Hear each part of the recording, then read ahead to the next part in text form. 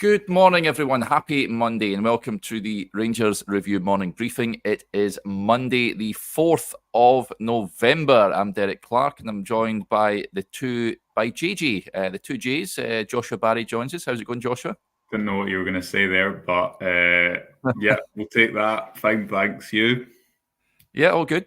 Johnny McFarlane also joins us on this lovely morning. How is it going, Johnny? Good. Glad to be back with the OG. Always nice to be called up and brought in. Thought I was going to have a very, very difficult morning, but second half it changed things around pretty much, didn't it? Yeah, it was a proverbial game of two halves yesterday at Hampden. It's fair to say Rangers pretty much same old that first half. We wanted to see an upbeat, vibrant Rangers. It wasn't to be, missing opportunities in front of goal, as is the norm, and a defensive calamity as Andy Halliday, of all people, knocked Motherwell ahead before half-time. Rangers came out and the Rangers fans got a reaction, of course. Well-worked goal from Cyril Dessers, who I'm sure we'll discuss at length on today's show, finishing off a neat move from Václav Černý, who was good, and Connor Barron, who was good as well yesterday. And then goal number 2, the decisive goal, coming from Nadim Bayrami. Bit of fortune with a deflection over the goalkeeper, but again, good pass to be picked out by Václav Černý, and Rangers would go on and secure their place in next month's League Cup final. That will take place on the 15th of December against Celtic. The kickoff time, I'm not entirely sure what that will be just yet, but Joshua, you were at Hampden for us yesterday. What do you make of it all? We summed it up pretty well. You've been waiting since yesterday to say proverbial game of two halves. Yes. Of that I'm sure. But no, I thought that the big talking point from the game, what it spins on, is those substitutions in the second half. To an outsider, Derek, taking off your number 9, who's just scored a goal to get you back into a game, and obviously your captain, might seem like a big decision. In isolation of that game, it was definitely the right one. I mean, how many games in the last 9 years have Rangers how many games have there been where Rangers have been chasing a goal when they needed a winner and they've taken off James Tavernier? I mean, you're talking, I think, correct me if I'm wrong, but single figures. And the fact that it was the right decision, I think, is indicative of what this game represents for Clement. Clement said after something along the lines, Derek, of this can be a game, an afternoon that we look back on because Rangers did fight. They did, that wasn't a team that wasn't playing for their manager. That wasn't a team that totally chucked in the towel. It was a team in the first half that I think came across similar issues with this system, which we can discuss. And then short for me, Derek, if you gave Motherwell the option of playing the Rangers team that ended the game or started the game, I think they'd rather face the Rangers team that started the game. That's not just down to quality, but I think the team that ended the game, largely, I think, down to what Danilo gives you up there. It's more unpredictable. You don't know if players are going to spin in short or come in behind. The Rangers team that started was too predictable and has materialised. Although, yes, it was a really poor moment of defending that led to Andy Halliday scoring that goal. Rangers didn't, I think, create that much outside of, the Dessers chance as a shot that is then deflected into his path. In the second half, that goal that they scored with the rotation on the right-hand side was the type of goal against a low block that we've not seen much of from Clement's side this season, but it was a really well-worked goal. A number of players, probably led by Václav Černý, up their performance levels has improved. And I think those two substitutions, putting Dujon Sterling in the position where that is his position, yet we've never seen him play there. That recovery run in just about extra time, I thought it was again indicative of what he can bring to that role. And Danilo, I thought, just totally improved that front four for a number of reasons. But if you were to summarise it, he was unpredictable. Motherwell had to react to what he was going to do. It was more difficult to defend against. I think Clement got that big decision right by replacing those two players. And the question is, especially Derek ahead of that Old Firm Cup final next month, what does he do next? And does this change his mind about his strongest starting 11? Yeah, I couldn't believe my eyes when Dujon Sterling came on and actually played at right back, which is why he was brought to the club in the first place. But I liked him there, and I want to see more of him there. Whether that will happen on Thursday remains to be seen. Jonny, was a game of two halves. Rangers have to improve massively low if they want to retain this trophy, do they not? They do, but the level of improvement in that second half was stark, Derek. It was one of the best Rangers performances I've seen in quite a long time. Now, listen, that gets thrown about, but it really was merited. I thought second half, Rangers looked full of aggression, powerful, confident, threatening, and it all hinged on the substitutions. Now, listen, I've been a big defender of James Tavernier on here. I think over the course of his nearly 10 years at Rangers, he's been a fantastic player. But in 2024, he's been absolutely dreadful. Absolutely dreadful. There's no defending it anymore. You have to make a change. I don't know if there's something going on with the senior players at Rangers. I thought the optics of what we saw on the TV cameras, we don't know what they were talking about, but Tavernier, Dessers, Proper all together, looking like they were very unhappy and gesturing towards the pitch, looked terrible. And perhaps there's something there, I don't know. But listen, he needs to get these young guys in the team. Sterling, physicality, power. Casemiro, physicality, power. You look at Danilo, it's the movement, it's the pace, it's the intelligence. And it just made massive gains come that second half when those changes were made.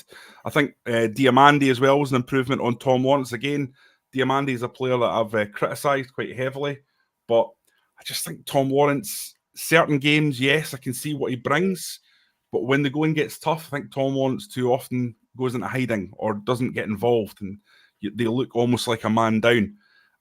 I like what he brings in terms of his ability to ping one in from 30 yards, which no one else really has. Tom Lawrence has that. He's a great finisher. But in terms of these young lads, if you're to play that team that finished the game, and you bring Cortez in at the left, and you pull back Barami into the number 10 position, all of a sudden you've got a very exciting, dynamic young team there. Now, it's keeping them fit, but for me, they were just quite interesting wee chinks of light all of a sudden after a period of real darkness, and looking at Clement and thinking, you know, he's on his way out. There's no way he can turn this round. I still think it's going to be massively difficult for the manager. But I don't know about you two, but I just kind of felt like that second half, maybe, just maybe, the penny might be dropping for the manager. Well, it takes a brave man. He has to be brave and drop James Tavernier. I think that there's no two ways about that one. I know he said he's able to play 60 games physically in his pre-match press conference, not at Rangers anymore, maybe at a team at a lesser level, but his time at Rangers for me is up. I don't know if you guys agree with that. It's actually sad seeing the demise of him, but I would rather have Dujon Sterling in there. He has been someone that has been injury plagued since he's arrived at the club, but he has to be the first choice right back going forward. And Cyril Dessers is another one, Jonny. I know he got his goal yesterday. Hallelujah. He found the back of the net, but he just too often loses possession. He's too clumsy on the ball, moves break down. Rangers should have been up early doors by playing through Nadim Bayrami. He somehow managed to play the ball to miss that open goal, although I think Rangers may have had a penalty shout. He was taken out as he struck that ball, so I'm a bit surprised why it never went to VAR. But Danilo is, like you say, Joshua, massive upgrade already. And as I touched on, similarly to Sterling, it's just about keeping him fit. But you can see the difference with your own eyes immediately. As a comment came in just a few moments ago, that second goal occurs thanks in part to Danilo dragging the away. Yeah, definitely, and it's unpredictable, because if you look at the opportunity he'd created a few moments before for Václav Černý, where he dropped into the space, and Černý, I think it was the one that was just tipped around the post, was it, where they played that kind of 1-2 inside the box. Suddenly, if you're a Motherwell defender, you don't know if Danilo's going to turn you or if he's going to play in the space ahead of you. Whereas I think, contrastingly with Dessers, and there's a lot of opportunity moments in the first half, and that show this. And Derek, we speak about this honestly. I think every single game that Rangers play away from home, Dessers isn't a striker for all occasions. He's not really a link-up player. Certainly, that's not his natural game. You think of a game like Dundee United away, and that I think leaves Rangers with a lack of options. If you look at the team that started the game, you've got Czerny, we'll speak about him, I'm sure, really came on to a game, looks better with more runners around him, more dynamism around him when he's trying to move in on that left foot. But if you take Czerny, Bajrami, they're both relatively predictable in those positions that they started the game within. When Czerny, for example, doesn't have an overlapping fullback, you know they always want to cut inside. They don't want to hit the byline. They don't really want to be isolated out wide. They want to be moving in field and ultimately playing in space as they were for that winning goal. Tom Lawrence isn't really someone who's going to run beyond or make up for the legs that Dessers doesn't have in that number 10 position. And I agree with Jonny. I think in certain games at home, when Rangers have the territory, he's still going to have to make an impact this season. But Diomande, without being great, was an upgrade. And again, I just think gives you more variety in what he does. And Dessers, we've already discussed. Danilo's a player who has a lot more to his, just a lot more in his game, I think, in terms of variety than Dessers. So suddenly, if you're a Motherwell defender, I think even if you just take Danilo in isolation, the unpredictability of what he's going to do creates spaces in a lot of different areas. And if you look at the team that Rangers started with, I just think it's more predictable. There's less fires to put out if you want. If you're an opposition defender, there's less things to consider. Whereas if you look at that first half, even the Rangers starting 11, how many players really can beat their man 1v1 outside the Jefte? Not many. Now, if you put Dujon Sterling in there, who I think, as you say, at right back, we might see a little bit more overlapping as well as moving inside the pitch. Bajrami and Czerny are both helped by the movement and the link-up that Danilo offers in there. Diomande plays quite close to the left-hand side in the second half. I don't think he's a natural number 10, but I think he's a better player than Tom Lawrence. And as Jonny rightly says, it's just a younger, more dynamic team. The reason that there's maybe a little bit more optimism coming out of that game is because people can see, right, if that team plays together for a couple of months, maybe things can turn a little bit, maybe things can click. If you look at Clement's football, it's about big spaces. He always speaks about duels. I don't think he's that bothered with possession. If you're talking really simplistically, you want as many 1v1 players in there, as many players who can dominate big spaces, who can win duels as possible. I mean, look at Jefte compared to someone like Barisic in that system. Just a much better natural fit. And if you replace that across the board, then I think the football starts to look better. Yes, Clement hasn't really had the players to do that, arguably, this season up until now. But as Jonny says, he does now. And the big decision for him is not will Tavernier Dessers play a part this season moving forward, because of course they will. They have to, if you even just look at the squad size. But if you look ahead to those big games, the team that finished that game yesterday surely has to have a pretty strong case for starting in next month's Old Firm Cup final, for example. Jefte does look better than Barisic sometimes, but that defending at the goal was it was Barisic-esque. But it's probably his first really bad defensive moment, and we're into November. So I don't think he saw Halliday. I mean, Tavernier's defending is as bad. You're right. Both of them just stopped defending for a moment. And I think he's running away to try and start an attack because he's not even clocked Halliday whatsoever, and it's a good run. But that is, has he made a big defensive goal cost and blunder up until now? I don't think he has. He also responded pretty well. How many players have you seen in that position? Barisic, who they make a mistake early on in a game of that magnitude and they don't demand responsibility. Jefte's a fantastic save away from the goalkeeper from volleying in a goal from 20 yards. He creates the two best opportunities in the first half down that left-hand side. So I'm keeping my Jefte stocks after yesterday. You know what? I'll back you up on that, actually, because it's a great run by Halliday. It's a great blindside run. And he's bombing in there at pace, out of nowhere. And maybe there's an argument to say that's such a good penetrating run, it's always going to be difficult to pick up. I think, again, getting back to that word optics, because Jefte is running away from the ball, it makes it look calamitous. Yeah. And that's part of the problem. But do you reckon that Tavernier should have stopped the ball coming in the first instance? Is that where you're positioning is? I thought so. Yeah, exactly. Yeah, I mean, it was Stevie and I talked about this a little bit after the game. If you look at the Motherwell game at Hampden earlier in the season, it wasn't that dissimilar with Tavernier not stopping across. On that day, I think he had more of a defence. Robin Proper scored no goal off the back of it. It was further away. I think on this occasion he was just too slow to get out, and maybe Jefte's anticipating that because of the how close Tavernier is to the attacker, that he'll be able to stop it as well. It's a really good ball, a really good run. Of course, in that moment, Jefte does not defend it well whatsoever, but I think it's just a bad combination. And as you say, Derek, Butland definitely. He's not one to actually, when Rangers concede a goal, I think watching him, he's not someone who goes mental that often, but he really took it out in his defence yesterday. Yeah. Right. That's the question. Does he look, do you know, his legs haven't gone that much, surely. I think there's something else going on. Tavernier. Yeah, I think it's a bit of both, Jonny. I think he doesn't look happy. His body language is not what it normally is. No. That's why he needs brought out the firing line. I thought in the summertime, him and Goldson, it was at the right time to move both on. I was surprised. I went down to that Birmingham pre-season game and I was shocked to see him start the game, to be honest. And he's pretty much been an ever-present in the team since then. So, listen, I think the manager made the right call yesterday in removing him. It will be interesting to see if he plays on Thursday night. I imagine he would, but I would have him as a bit part player now, as a squad player. He's not producing for Rangers. Offensively, you could always say offensively he's producing numbers. He's not even doing that. Has he scored one penalty this season? He's certainly not scored many goals. No. The one thing I keep hearing, though, is that people saying, oh, his legs have gone. But you look at that game, it wasn't about legs. He gave the ball away 5 or 6 times in the first 10 minutes. Yeah. It was painful to watch. He's not... Tavernier's never really been a confidence player. You know, he's always been able to play through bad moments.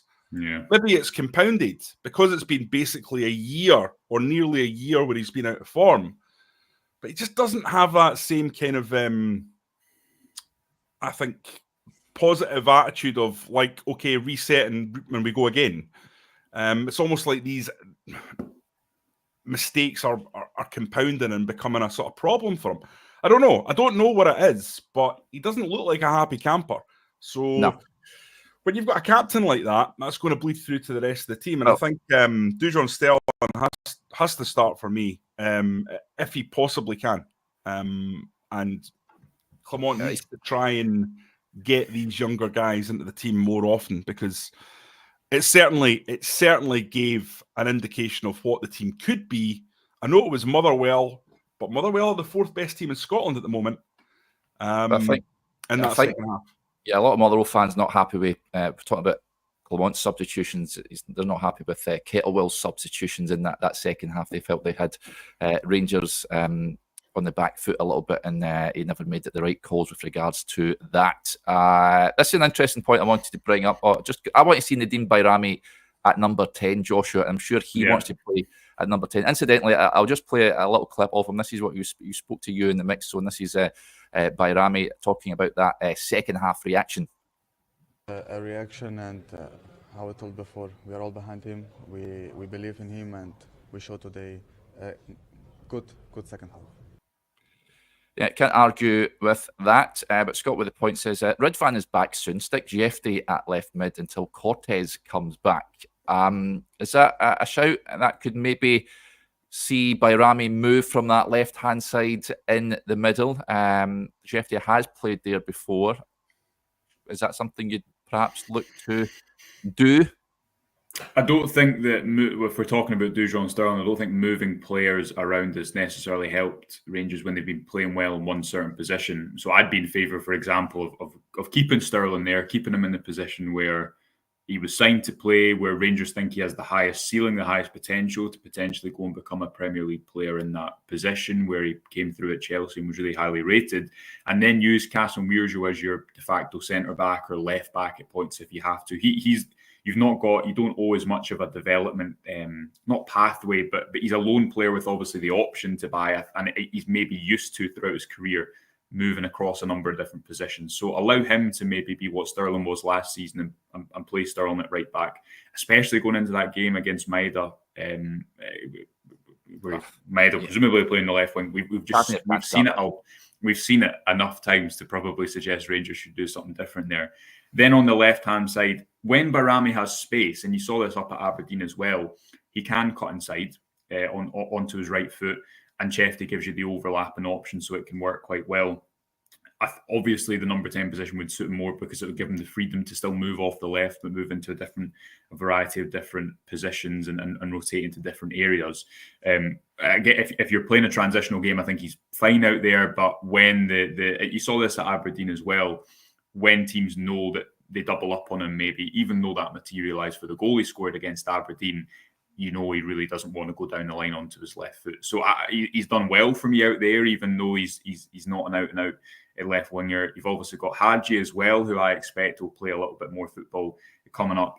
To I think it was Scott's point, in games at Ibrox, I don't think you need to do that, because Jefte should naturally play as your left winger and should naturally be high and wide anyway, because Rangers will have the territory. But if you're looking at those big games, Tottenham at Ibrox, I think it's Aberdeen at Ibrox and Celtic at Hampden, and within the space of a week, will Ridvan be fit for those games? Will he be ready? I don't know. I agree that if you're looking at those 3 games in isolation, what Jonny's saying, you need as many young players, as many players who are going to win their duels and dominate big spaces as possible. And certainly Jefte and Ridvan and Barami in the number 10 would give you that a little bit more than Lawrence does at number 10 with Barami left and Jefte at left back. But I'm generally not in favour of moving a player who has played well, and Jefte has played well in difficult circumstances. At 20 years old, at left back, bar that defensive moment yesterday, generally I'm not in favour of that. Just a reminder, folks, many of you are tuning into the morning briefing. If you've not hit that subscribe button, if you hit it, then hit the notification bell. It means you'll never miss a show when we go live. And it's not just the morning briefing we have on the channel. We've got loads more. Joshua and Stevie were at Hampden yesterday, bringing you all the reaction from that game. There's press conferences on there. And there'll be a chat later on today that will be released to you guys tomorrow. Those of you that are Rangers Review Extra members, I will be speaking to an Olympiacos podcaster this afternoon. So one to keep your eyes peeled for. This comment, thank you to Burns for the donation. First of all, buddy, it says, Hadji should have come on for Tom. Perfect chance for him. Sterling over Tav and Dessers just isn't enough quality for us. I see the change. Why can't Phil? Well, we've seen it in the second half. I brought on Diomande, of course, for Tom Lawrence. Just Rangers' luck, Jonny, that Lawrence got injured taking a shot, as happened to Ridvan earlier in the season. Leon Balogun also went off injured as well. But ahead of Thursday, Diomande is probably the most likely to come in and replace Tom Lawrence, you'd imagine. I thought he did reasonably well when he came on. He's someone, like you say, hasn't really set the heather alight this season. I was expecting a lot more from him. What do you think that the issue is with him, and how can Rangers get the best out of him? Listen, I think he was a player that was brought in, someone who could affect the team now, but has a ceiling that means he can improve over time. He's got those lovely hips, doesn't he? He can slalom his way in and out of situations, and you see the talent there with Diomande. I'm just not really sure he's impacting games enough. I think when you pay £4.3 million for a player in Scotland, you're expecting they're going to come in and have an impact. And okay, you've got to bring in players that have got a ceiling. You've got to get players that are going to maybe take a little bit of time to adapt. You've got to show a bit of patience. But for me, Diamande's actually not hit the heights of the performances that he showed when he first came in, which were really, really promising. Got a couple of really important goals. And I think maybe this season he's kind of slightly regressed. Yeah. And I suppose that's true of the team. It's not easy for him. He's not coming into a team that's already functioning, that's firing on all cylinders, that allows him to quietly, get up to speed. But I think I would like to have seen a little bit more so far, given the money that was paid. I think if it had been $2 million we were talking about, then I'd be pretty comfortable with Diomande where he is. But I think at 4.3, I think there's still a big question mark over that transfer, given the funds that Rangers have and the size of that particular transfer. I think it's the right idea in terms of going out and getting someone who can become a better player as time goes on, who's got plenty of scope to improve, who is at a good age. But there needs to be a balance, and I'm not quite sure he's hit it yet. I think probably Josh will disagree, but I just think they need to find out what his best position is. Maybe it's 10. I think probably it's an 8, but it's whether or not there is that position in this formation that Clement plays. He was scouted as a number 8. That's where this kind of highest ceiling was identified as. And if you look at the game yesterday, he's coming on more as a number 8 than a number 10. Rangers are playing more of a 4-3-3 in their midfield. You see that for Connor Barron's run, for example, in the lead up to the equalising goal. You know, he's not sitting alongside Nico Raskin. The idea is that the right back comes in and offers a little bit of support. The left back goes high and wide around the left winger who moves in field, and then you've got your 2 number 8 supporting on either side. And you saw that with Diomande in the second half. He was more active on the left-hand side of the pitch than the right. Now, I agree. I don't think he's been great this season. When he came into the club, he started pretty well, hit the ground running. Benfica away is a performance that stands out as a game that shows that he could compete technically with an excellent midfield, the likes of João Neves on that day, who's obviously subsequently went to PSG, hasn't he? This season, for a number of reasons, I agree. We've spoke about it before, Derek, but I often felt when he's playing in that position that Connor Barron is now playing in, he's doing a lot of selfless running for the team, a lot of stretching the play, and because he's playing in a team that has a lot of the ball, but I don't think he's playing in a brilliant possession team. I don't know if that always gets the best out of him, and maybe he's not just quite at that age where, as a 22-year-old, although he's experienced, he's got enough at this moment in time to raise the level around them, as opposed to just worrying about raising his own level. I don't know. It was certainly a move that internally Rangers felt was a really good price for that player. And normally, if you're going to go and get a player who's 22 years old, or I think he was 22 at the time, who's really shone in that league, he's going to cost you more money. Obviously, took him from FC Northland for about 4.3 or 4.5 million, and that money was paid in the summer. Maybe again over the next wee while, that midfield is Barron, Raskin, and Diomande. If you've got the likes of Bayrami and Jonny who are going to move in field ahead of them, then that takes a little bit of the creative burden off. If you've got maybe Jefte and Sterling on either side, but I agree with Jonny. I think there's more to come from him. I don't think it's as simple as he's been bad. The environment that he's been playing within probably hasn't been best suited to his capabilities, but we've not seen the level and the sustained level that he showed over his first month, say, when he came to the club last January. Yep.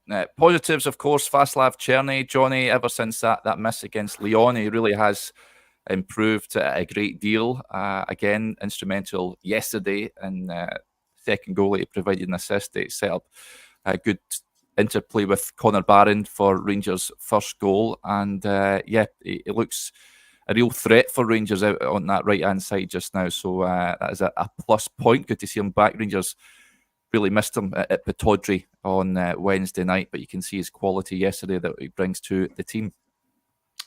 Yeah, I think 15 appearances, 6 goals, 3 assists. That's pretty good going, isn't it? Yeah. And certainly the kind of output that you would want from a guy coming in on loan to make an impact. And I think he's done that. It's still early days. You don't want to make judgment calls, but if he keeps his form up, then I think he's probably someone Rangers would want to keep hold of. It's that mentality, Derek, that you've just kind of outlined, the ability to bounce back. I thought he really, really did stand tall as a senior player when Tavernier went off the pitch. He was demanding the ball. He was cajoling the younger players around him. He was doing everything that you would want to see from a guy with the level of experience he has. And it's not often you see a winger impose themselves on a game like that. And that was impressive to see. So absolutely, I really like the look of Černý. I think he brings a lot to the table. He's got that Iron Robin thing where you know what he's going to do, but you can't quite stop it in terms of cutting in on the left. But I think he's also got the ability to beat a man, and he does it quite often, especially in tight spaces. You saw him bursting in the box a few times and just gliding past people. And yeah, that's not something that we've seen too often at Rangers over the last few years for some reason or another. And bring it on. I love to see a flying winger, and I think Černy's got something about him. There's no doubt about that. Yeah, totally agree. And the two midfielders as well, Joshua, other positives, Connor Barron and Nico Raskin, certainly creating a good partnership between the pair of them. Again, I thought Barron was excellent yesterday. For me, he's been the signing of the summer. I know you're a Jefte fanboy yourself. He has been good, but Barron for me was great yesterday, and I think he's been terrific in the main for Rangers this season. I don't didn't envisage him playing as many minutes as he has done. But I like those two at the base of the midfield. Yeah, and I prefer it when it's Barron who's the higher one as opposed to Raskin. I think Rangers look better when Raskin's at the base of midfield, and it's good to see him get a run in the team because it's for a long time it felt as though that wouldn't be the case, and he might not ever recover the momentum that he had early on. But Barron, I think he has the ability and the quality to kind of, and you see this with his run and the fact that he creates the equalising goal for Rangers. He seems to respond in the right way. He seems to carry the ability carry the mentality to play for a club where the pressure is so intense and respond, on the pitch with his actions. Supporters seem to love a player like Barron because he's pretty blood and thunder, and he runs so much and makes big tackles, but he just also keeps going and, as I say, responds in the right way. So for me, they're again good examples of two players who have a lot of legs, who could run all day, who are small but in physical stature, but can cover big spaces. That's probably the partnership that Clement will continue with, and I'd be inclined to see him go for Raskin with Diomande and Barron as your two number 8s. If it's Bayrami and Dessers for the moment, then Bayrami playing narrow, Jefte high and wide, Sterling on the right, Cherney playing as close to the striker as possible, because you see, as an attacker, he wants to move in field, doesn't he? He doesn't want to stay stuck by the touchline, and he's actually got a really good pass when he cuts in field on his left foot as well. So that's maybe the team that I'd be inclined to go with going forward. If Rangers have a strongest start in 11, it's going to be intriguing to see what Clement does in midweek in the Europa League. I suspect that Tavernier and Dessers might well both start because Danilo obviously isn't in the European squad, and it's a European game, so maybe that means that Clement will be inclined to play as captain as well.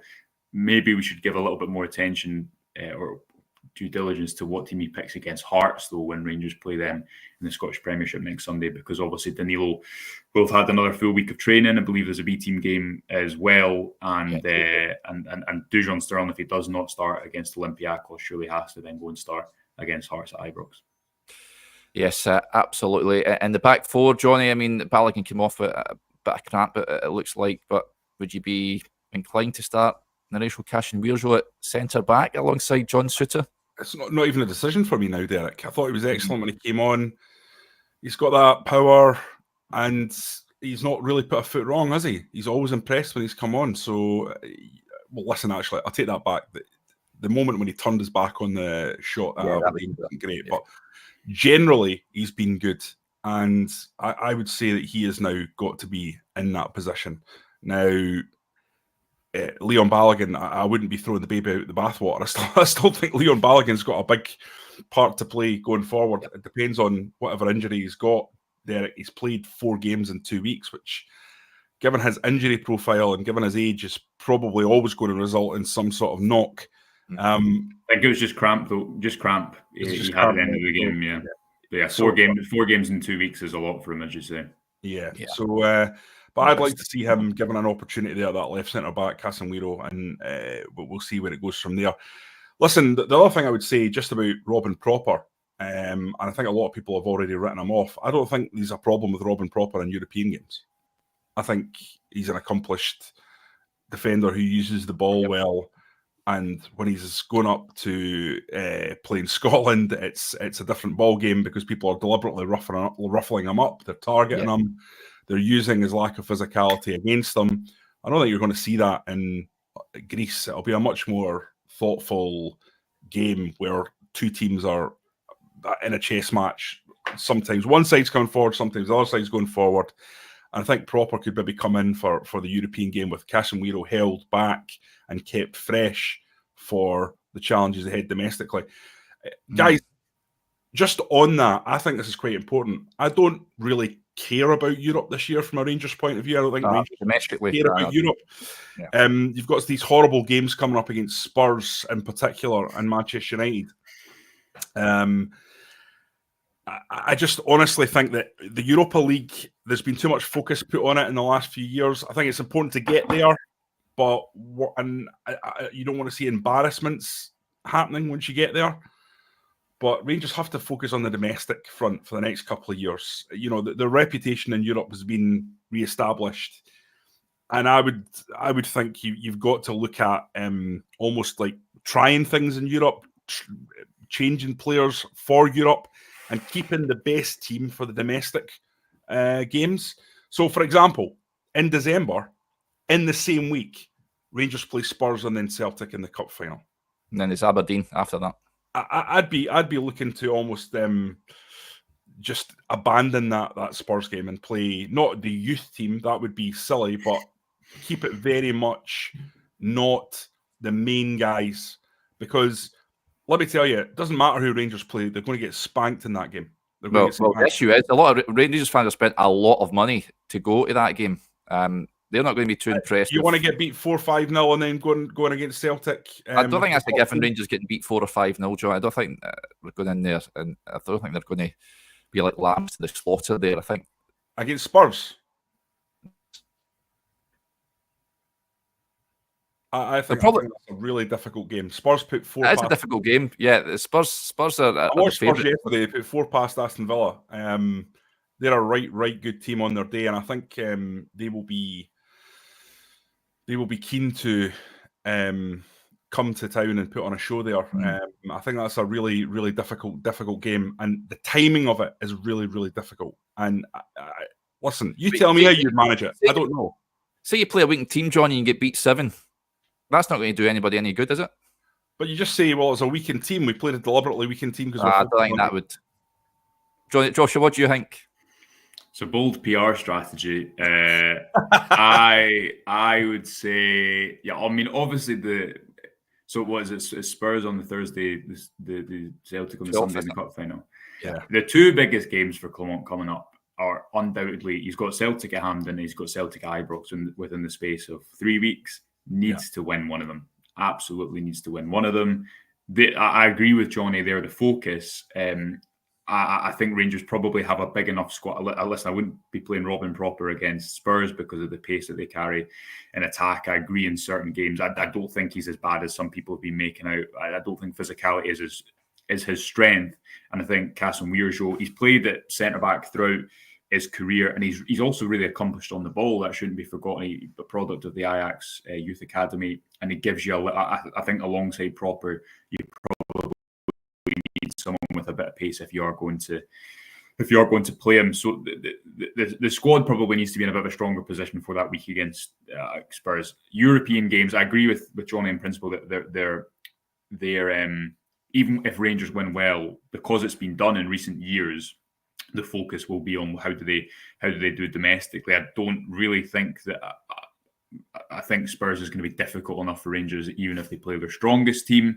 They're going to have to be clever about how they rotate it because the Celtic game is bigger. I'd be surprised if you see Tavernier and Dessers play for 90 minutes against Spurs off the back of our conversation today. Put it that way. We know for a fact that Clermont bases his squad selections on what his sports science team are sent him. We've said that many times.